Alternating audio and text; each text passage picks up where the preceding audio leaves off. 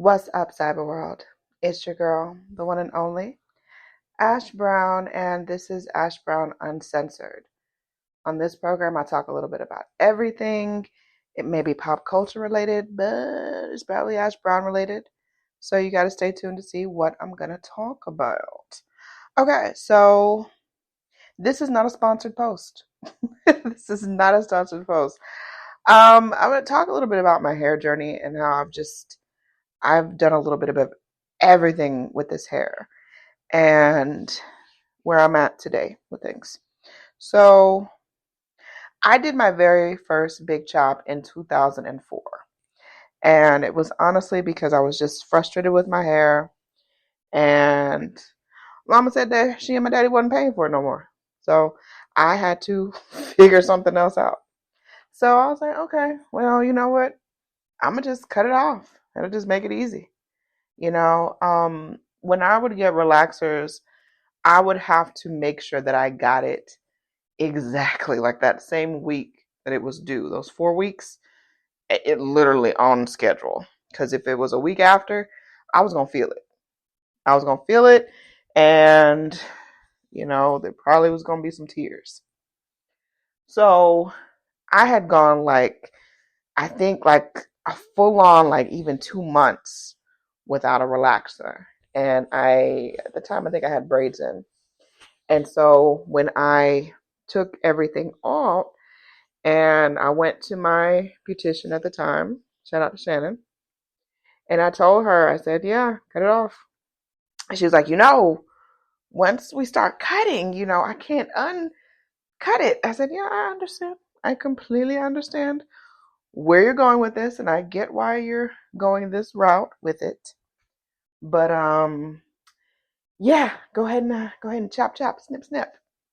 And so she did. And it was one of the most freeing experiences of my life. And it was amazing, y'all. It was absolutely amazing. I absolutely loved that whole feel of having my hair chopped off. It was amazing at first. And it was the easiest hair I ever had. Problem started when it started to grow.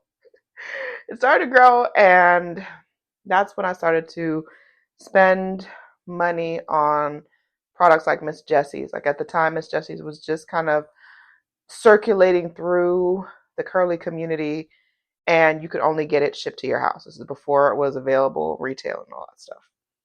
And so I remember spending a good chunk of change, a good $1, on a whole bunch of Miss Jessie's products and trying it out. And my hair categorically, absolutely rejecting it. And when I say rejecting it, flakes everywhere. My hair was so flaky, and it was just so frustrating to have this hair and really not know really what to do with it. So I went back a couple of times and got a little bit more, chopped off, sliced off. And then at one point I was just doing just straight braids. Everything was braids, braids, braids. I got the idea from a friend to, matter of fact, it wasn't even a friend. I think it was my mama, actually.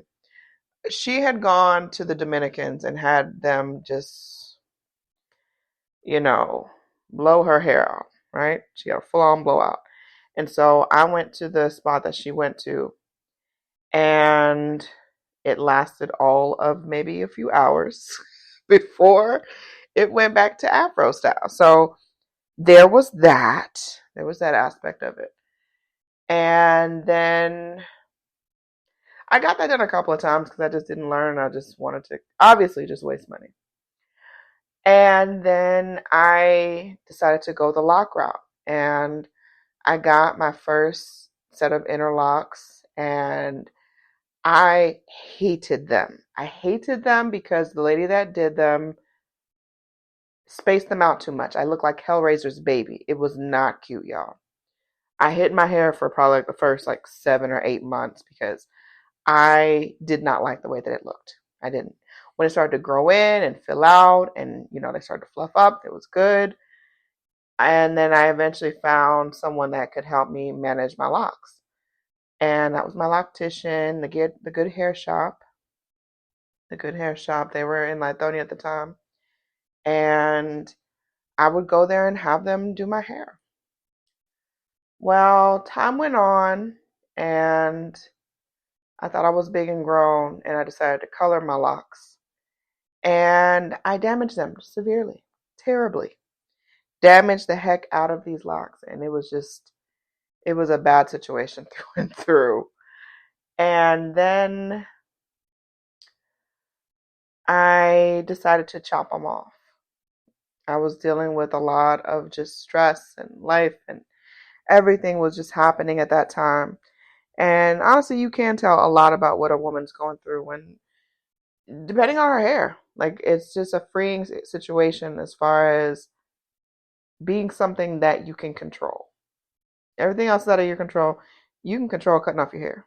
So I found some of my dad's clippers and I shaved my head. And I actually recorded it. I recorded it and I posted it on YouTube. And that video is probably still out there floating. And again, it was another freeing experience. I was like, yes, this feels good. This is something I can control. And again, as it grew, I struggled. You hear me out? I struggled to figure out, how am I going to manage this hair? So we went back to braids.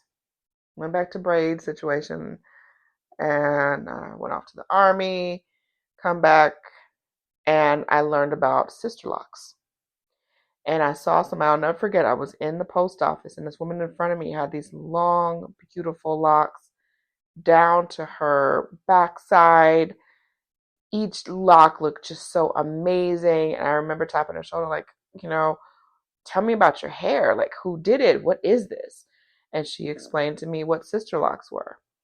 And I found my loctician, Angela Gillum, and she set me up. And I had sister locks for 9 years, y'all.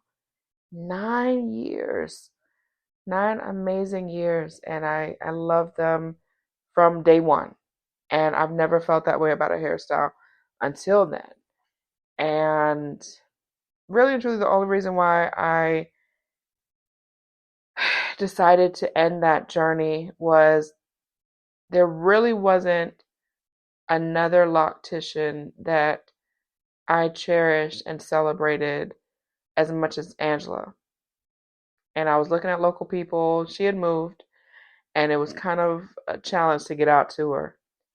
But I looked and I found some local people, and they were charging astronomical numbers just for a retightening. And I already had 535 plus locks. So I was not trying to deal with, $500-$600 for a retie every month. Are you insane? Who can afford that? I'm not dealing with it. So I went back to braids. It's always just, go back to braids and twists and all these things. So in the midst of that, I've been doing my research, and I was trying to find natural brands or brands with very few ingredients and no parabens, no phthalates, no petroleum, no dyes. I was looking for no dyes. And one of my favorite brands that I really enjoy their leave-in conditioner is Alikay Naturals. And this is not a sponsored talk, okay? So I'm just telling you guys the stuff that I use. Alikay Naturals, they have an amazing leave-in conditioner. And I want to say it was like lemongrass line of conditioner. And my hair absolutely loved it. And I remember like trying it out like the first time. I'm like, oh my gosh, my hair is actually like kind of getting a little bit of a shape to it. Okay, I might have a little bit of a nice little texture going on here. Come through, Ash.